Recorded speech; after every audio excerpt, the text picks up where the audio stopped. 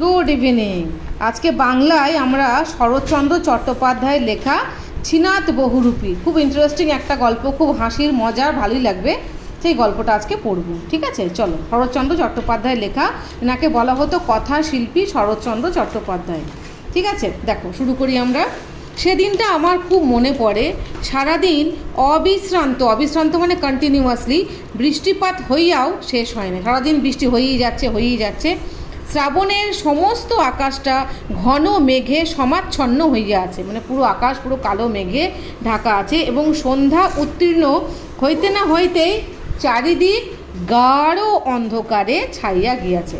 এবং সন্ধে মানে শেষ হতে সন্ধে হতে না হতেই কী হয়ে গেছে, পুরো চারিদিক গাঢ় অন্ধকারে, মানে পুরো ঘন অন্ধকারে ছেয়ে গেছে। সকাল সকাল খাইয়া লইয়া আমরা কয়েকজন ভাই রয়েছে আর কি, নিত্য প্রথা মতো মানে কি রোজকার মতো বাহিরের বৈঠকখানায় ঢালা বিছানার উপর রেড়ির তেল হচ্ছে এক ধরনের তেল আর কি, মোটা মোটা হয়, কালো কালো দেখতে। ওই অনেকটা তোমার ওই মোবিল তেল হয় না, কালো রঙের মোবিল তেল, সেই মোবিল তেলের মতো তেলটা হয়।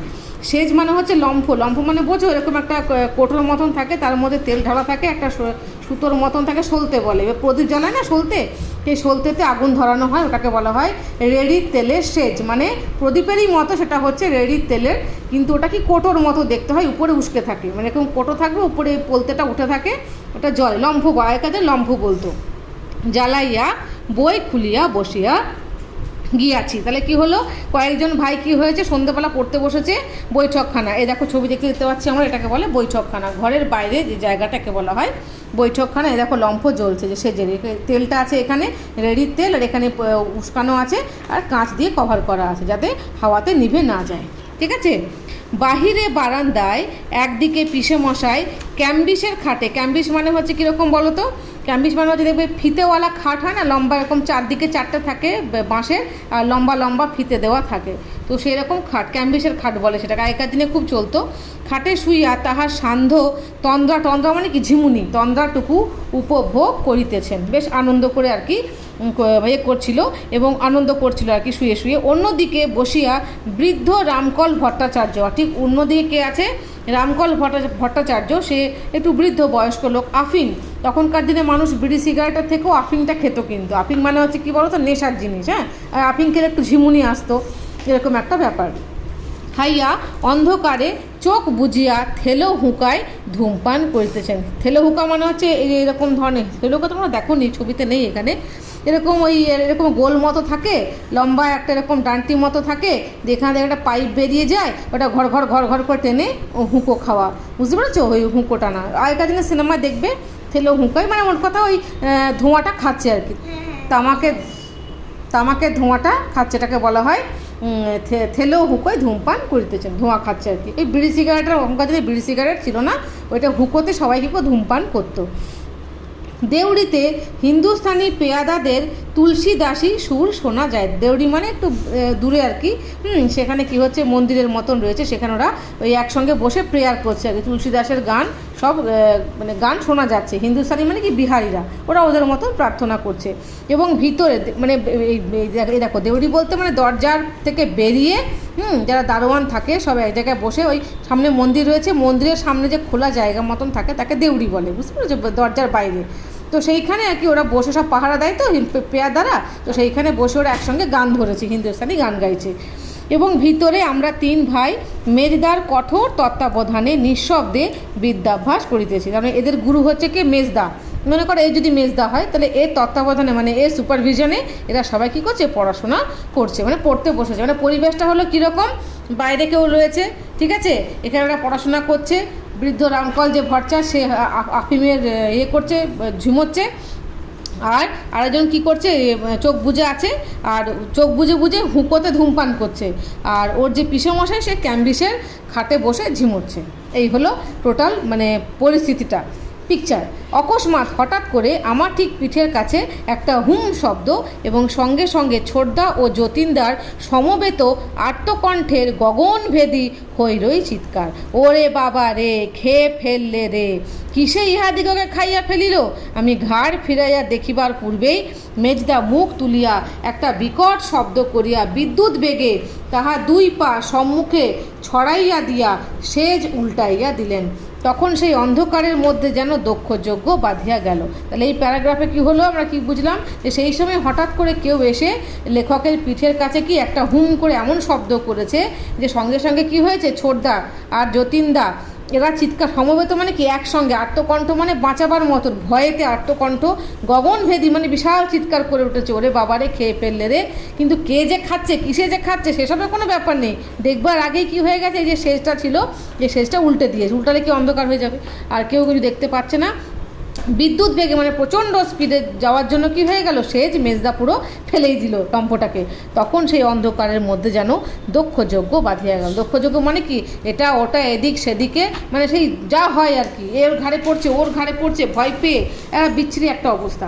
এই সুযোগে একটা চোর নাকি পলাইতেছিল, দেউড়ি সিপাহীরা তাকে ধরিয়া ফেলে। দেউড়ি মানে কি বললাম, দরজার পাশে সব ছিল, কেউ নাকি মানে দরজা থেকে মানে পালাতে যাচ্ছিলো, সেই সময় কী করছে, খপ করে সিপাহীরা তাকে ধরে ফেলেছে। মুহূর্তকাল মধ্যে আলোয় চাকরে বাকরে ও পাশের লোকজনে উঠান পরিপূর্ণ হইয়া গেল। মানে এত চিৎকার, এত চেঁচামেচি, তাই তো, হই হই রই রই অবস্থা, যে সবাই জড়ো হয়ে গেল, সবাই আলো ফালো নিয়ে চলে এসছে। দারোয়ানরা চোরকে মারিতে মারিতে আধমরা করিয়া আলোর সম্মুখে ধাক্কা দিয়া ফেলিয়া দিল। মানে বুঝতে পারছো তো, মানে এমন একটা দক্ষযজ্ঞ হয়ে গেছে যে দারোয়ানরা পুরো চোরকে মাথার উপরে আধমরা করে দিয়ে চোখে মেরে মেরে দিয়ে আলোর সামনে নিয়ে ধাক্কা দিয়ে ফেলিয়া দিল। তারপরে দেখো না, খুব ইন্টারেস্টিং, খুব মজার কি না, তখন চোরের মুখ দেখিয়া বাড়ি শুদ্ধ লোকের মুখ শুকাইয়া গেল। চোর তো চোর নয়, সে আসলে কে, আরে এই যে ভট্টাচার্য মশাই, যে আফিম খেয়ে এতক্ষণ ধরে হুঁকোতে কী করছো, ধূমপান করছিল, সে বেচারি পালাতে গেছে ভয়ে, এবং সেই সময় সিপাহী ভেবেছে চোর, তাকেই মেরে মেরে হাত মরা করে দিয়েছে। ঠিক আছে, চলো এবার নেক্সট প্যারাগ্রাফ। তখন কেহ বা জল, কেহ বা পাখার বাতাস দেয়, কেউ হাওয়া করছে এমনি করে, হ্যান্ড ফ্যান আর কি, একটু প্রকৃতিস্থ মানে হচ্ছে একটু মানে সম্বিত ফিরে পাওয়া আর কি, একটু ন্যাচারাল কন্ডিশনে আসার পর হইয়া ভট্টাচার্য মশাই কাঁদিতে কাঁদিতে বললেন, বাবা বাঘ নয়, সে একটা মস্ত ভাল্লুক। তার মানে কি, কেউ একটা এসছিল, সেটা হচ্ছে কি বাঘও হতে পারে, ভাল্লুক, এরা বলছে বাঘ হতে পারে, তখন ভট্টাচার্য মশাই বলছে না না, সেটা ভাল্লুক, ওই ভাল্লুকের ভয়ে সব এই কাণ্ড। ছোটদা ও যতীনদা বারংবার কহিতে লাগিলেন, ভালুক নয় বাবা, এটা নেকড়ে বাঘ। কেউ বলছে না না, নেকড়ে বাঘ। তখন কেহ বা বিশ্বাস করিল, কেহ বা করিল না, কিন্তু সবাই লণ্ঠন লইয়া ভয়চকিত মানে ভয়ে ভয়ে চোখে চারিদিকে খুঁজিতে লাগিল। নেত্রে মানে চোখে, মানে কি ভয়ে ভয়ে চোখে খুঁজছে। নেকড়ে বাঘ হলো বিপদ, এমনি বাঘ হলো বিপদ, ভাল্লুক হলো বিপদ। উঠানের এক প্রান্তে একটা ডালিম মানে বেদানা গাছ, ডালিম গাছ ছিল, দেখা গেল তাহারই ঝোপের মধ্যে বসিয়া একটা বৃহৎ জানোয়ার। ও বাবা, জানোয়ার কিন্তু কোথায় আছে, ডালিম গাছে আছে, বাঘের মতোই বটে। চক্ষের পলকে বারান্দা খালি হইয়া বৈঠকখানা ভরিয়া গেল, জনপ্রাণী আর সেখানে নাই। সামনে যদি থাকে কোনো একটা বৃহৎ জানোয়ার, তাহলে কি লোকজন ওখানে থাকবে? অটোমেটিক্যালি পুরো খালি হয়ে সব কোথায় ভিড় করলো, পুরো বৈঠকখানা ভরে গেল। এখন আর উঠানে বা অন্য বারান্দাতে কেউ নেই, জনপ্রাণী আর সেখানে নেই। বাঘ হলে তো কামড়ে দেবে, খেয়ে নেবে। এমন বিপদের সময় হঠাৎ কোথা হইতে ইন্দ্র আসিয়া উপস্থিত। ইন্দ্র চরিত্র হচ্ছে, খুব ভালো করে জানবে, ইন্দ্র হচ্ছে শরৎচন্দ্র চট্টোপাধ্যায়, মানে যিনি লেখক আর কি, লেখকের খুব ভালো বন্ধু ছিল, তার থেকে বয়সে বড় ছিল ইন্দ্র, কিন্তু ভীষণ সাহসী ছিল। আমরা পরে এইটা যে গল্পটা তোমরা পড়ছো, এটা শ্রীকান্ত উপন্যাস থেকে নেওয়া, শ্রীকান্তরই একটা ছোট পার্ট তোমাদেরকে এখানে তুলে দিয়েছে।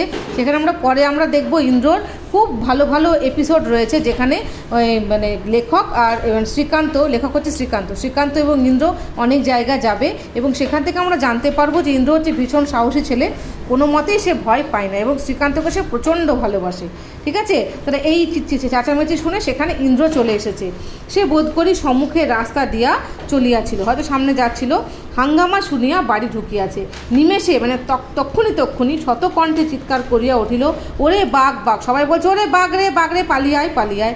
প্রথমটা সে থতমত খাইয়া ছুটিয়া আসিয়া ভেতরে ঢুকলো। বাঘ শুনে পরে সবাই ভয় পেয়ে যাবে, প্রথমে ছুটে চলে এলো ভেতরে, কিন্তু ক্ষণকাল পরেই ব্যাপারটা শুনিয়া লইয়া একা নির্ভয়ে উঠানে নামিয়া গিয়া লণ্ঠন তুলিয়া বাঘ দেখিতে লাগিল। কিন্তু খানিকটা আন্দাজ করতে পেরেছিল যে কিছু একটা গণ্ডগোল হতে পারে, সাহস ওর ভীষণ সাহস ছিল, সেই জন্য না উপায় তো একটা বার করতে হবে।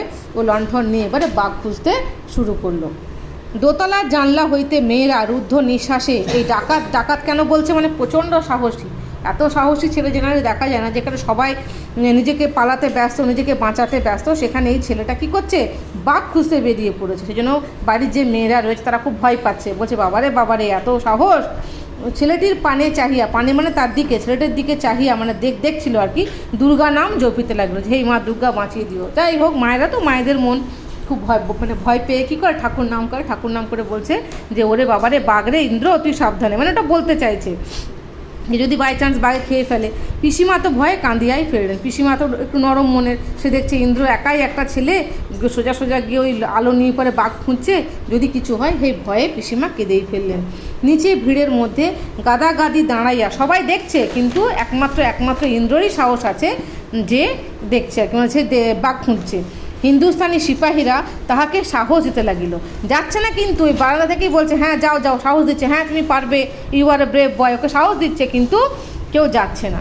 এবং এক একটা অস্ত্র পাইলেই নামিয়ে আসে এমন আভাসও দিল। আবার কী বলছে যে যদি আমার, একজন বলছে যদি আমার কাছে ভালো কোনো অস্ত্র থাকতো, মানে পিস্তল, বন্দুক, রাইফেল, তাহলে আমি মানে ইন্দ্রকে যেতে হতো না, তাহলে ওই নাকি সেই কাজটা করে দিতে পারতো। মানে সবাই জ্ঞান দিচ্ছে, সোজা কথা হচ্ছে জ্ঞান দিচ্ছে, কেউ সামনে কেউ যাবে না, কিন্তু সবাই পিছন থেকে জ্ঞান দিচ্ছে এক জায়গায় দাঁড়িয়ে।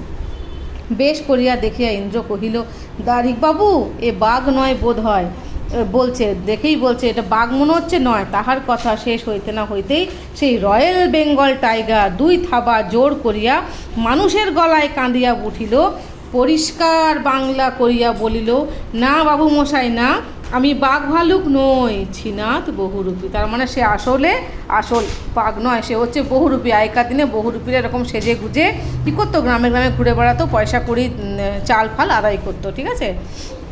ছিনাতের বাড়ি বারাসাতে সে প্রতি বৎসর এই সময়টায় একবার করিয়া রোজগার করিতে আসে, বছরে একবারও আসে। কাল সে এ বাড়িতে নারদ সাজিয়া গান শুনাইয়া গিয়াছিল, তাহলে আগের দিনেও গান শুনিয়ে গেছে। সে একবার ভট্টাচার্য মশাইয়ের পায়ে, একবার পিসে মশাইয়ের পায়ে পড়িতে লাগলো। স্বাভাবিক, সবাই ভয় পেয়ে গেছে, এত কাণ্ড হয়ে গেছে, তাই না, সেই জন্য ও খালি পায়ে পড়ে খালি ক্ষমা চাইছে, ভুল হয়ে গেছে। কহিল মানে বলল, ছেলেরা অমন করিয়া ভয় পাইয়া প্রদীপ উল্টাইয়া মহামারী কাণ্ড বাঁধাইয়া তোলায় সে নিজেও গাছের আড়ালে গিয়া লুকাইছে। সেও ভয় পেয়ে গেছে, এদের চিৎকার চেঁচামেচি হুড়োহুড়িতে যে বহুরূপী যে আসলে বাঘ সেজে এসছে তাকে দেখে যে এরকম করবে, সেইটা ভেবে ওই আরও ভয় পেয়ে গিয়ে কী করেছে, গিয়ে লুকিয়েছিল। ভাবিয়াছিল একটু ঠান্ডা হলেই বাহির হইয়া তাহার সাজ দেখাইয়া যাইব, দেখিয়ে যাবে ও বাঘ সেজেছে, টাকা পয়সা নিয়ে যাবে। কিন্তু ব্যাপার উত্তরোত্তর মানে কি ক্রমশ পরপর এমন হইয়া উঠিল যে তাহারা সাহসে কুলাইল না। কাউকে চোর বলে তো রামকল ভট্টাচার্যকে হাত মরা করে দিল, তাই না, ছেলেরা তো সেই অজ্ঞান হয়ে যাওয়ার জোগাড়, পিসেমশাই কেঁদে ফেলছে, ইন্দ্র এসে আবার লম্ফ নিয়ে খুঁজে বেড়াচ্ছে, মানে এমন, মানে কি বলবো, মানে একটার পর একটা এমন এপিসোড হচ্ছে যে সে বেচারি আর এসে বলার সুযোগটাও পেল না যে আমি বাঘও নই, নেকড়ে বাঘও নই গো, আমি হলাম ছিনাত বহুরূপী। তো এটা কী হলো, খুব একটা ইন্টারেস্টিং গল্প, শরৎচন্দ্রের লেখা, খুব মজার একটা গল্প, ঠিক আছে। তা শরৎচন্দ্র চট্টোপাধ্যায় মানে শ্রীকান্ত জবানিতে, মানে শ্রীকান্তর মুখে, হ্যাঁ, মানে উনি হচ্ছেন লেখক শ্রীকান্ত, সে তার ছোটোবেলার একটা মজার গল্প বলল, এবং তার সঙ্গে সঙ্গে আমরা এটাও দেখতে পেলাম কার চরিত্রটা, যেটা আমি বারবার করে বললাম, ইন্দ্র হচ্ছে এমন একটা ছেলে যে শ্রীনাথকে জীবনে বহু সাহায্য করবে এবং কি করে প্রচণ্ড সাহসী, সে তার কাছ থেকে শ্রীকান্ত অনেক কিছু শিখতে পারবে, জীবনের পাঠ শিখতে পারবে। বুঝতে পেরেছো, লাইফ যে কতটা কঠিন, কিভাবে মানুষকে সেই লাইফটা ফেস করতে হয়, স্ট্রাগল ফেস করতে হয়, সেটা কিন্তু ও ইন্দ্রর সঙ্গে থাকতে থাকতে অনেক কিছু শিখে যাবে। খুব সুন্দর গল্প, এবং ইন্দ্র এবং শ্রীকান্তর যে সম্পর্ক ভীষণ মিষ্টি একটা সম্পর্ক, ঠিক আছে, মানে ঠিক বন্ধুও নয়, আবার মানে সেই বন্ধু কিন্তু তার গার্জেনের মতো, ঠিক আছে, তাকে সবসময় আগলে রাখা। তো এটা তোমরা পড়বে, গল্পটা তো একটুখানি আছে, পড়িয়ে দিলাম, তোমরা পড়বে।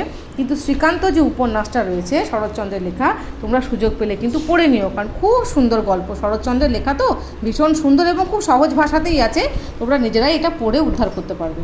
ঠিক আছে, তাহলে এই হলো আজকের গল্প ছিনাত বহুরূপী। নেক্সট ভিডিওতে আবার তোমাদের সঙ্গে আমার দেখা হবে। Till then, bye by.